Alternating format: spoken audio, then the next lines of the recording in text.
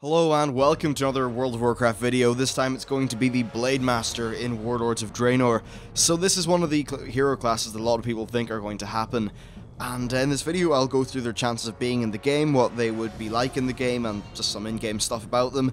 And then finally I'll go over the lore. Now I'll warn you, this probably won't be as long a video because these guys don't have as much backing as, say, Demon Hunters or some of the other potential classes that people have been talking about. So, chances of being in the game. Well, I think the chances are actually not that high. This class would be rather similar to an Arms Warrior since both are mainly depicted as wielding two-handed swords in a kind of skillful, artful manner. That's as opposed to, say, a Fury Warrior who's just brute force. Now, lore-wise, these guys definitely do have some distinct features, however, not as distinct as some hero classes. They do have a little bit of a samurai flair to them in some ways, but honestly, I don't think that's really enough to not be an Arms Warrior. Now, I'll talk about lore and that sort of stuff in a minute, but first, let's talk about in-game. Well, quite a lot of this is actually from Warcraft 3 as well, because these guys were much more in Warcraft 3 than they are in World of Warcraft.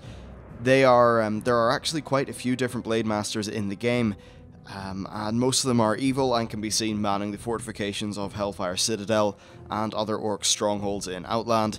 Now, there is a friendly Blademaster in Nagrand. He's called Blademaster of the Blade, and he's the leader of the Boulderfist clan of ogres. You do quite a few quests for him, and I suppose he's a fair enough, good guy, but really he's one of the only guys that players will routinely interact with who is a Blademaster. Well, not routinely, but he's one of the main Blademaster NPCs, let's just leave it at that. Now, spec-wise, there would, in my opinion, probably be 3 DPS. Well, in terms of what makes the most sense based on the lore, it would be 3 DPS. I have a feeling the Blizzard will try to sneak in a tank spec because they always want to have more tanks in the game. They, in terms of lore, are reminiscent of being a mixture of a berserker and a samurai, in terms of they're extremely brutal, but they also have a lot of finesse, in terms of skill and that sort of thing. So I could imagine a two-handed weapon spec and a dual wield spec. As for a third one, I'm not particularly sure. Armor-wise, I think they would wear mail instead of plate, because they still want some armor because of the combat they're going into, but I think plate would be a bit heavy, and these guys are supposed to be very, very, very fast. Now, in-game, they've been depicted a lot as wearing, well, actually, in Warcraft 3, what looks to me like kind of pseudo-Japanese style, like samurai kind of mail armor, which is interesting to find orcs wearing that. But I suppose this is back in Warcraft 3 when they perhaps didn't have as defined a role for everything. So yeah, now let's talk about lore. And I'm afraid this is going to be kind of quick because there just is not that much lore about these guys. So they initially started off when the orcs were taken in by the Legion. The Blademasters fully embrace the Legion and are completely fanatical to their cause of destruction, which is, I suppose, quite reflective of their methods of battle. MacDaradon had a lot of Blademasters in his armies, and he often seemed to have them leading like sub-legions and being not chieftains, but I'd say more unit commanders.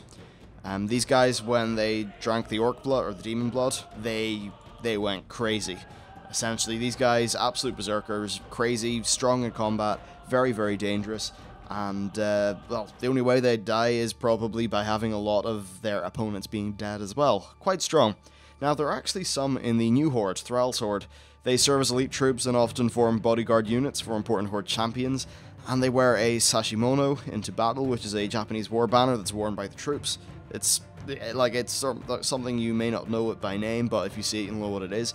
And they're there to allow friendly troops to see when the battle is thickest, and probably to scare the enemy as well, because the enemy sees the sashimono and thinks, oh crap, it's a Blademaster, well, I'm dead. And that's it.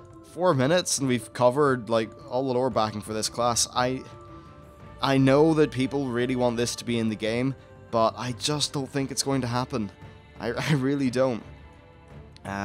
If you take Death Knights, far more lore backing than these guys. If you take Monks, well, Pandaria itself didn't really have the strongest lore backing, did it? Other than, like, I know it was based on like Chen Stormstout and some of Samwise's older drawings and stuff, but Monks did kind of appear out of nowhere. That said, they appeared in a manner that made them extremely fitting to the Pandaren race.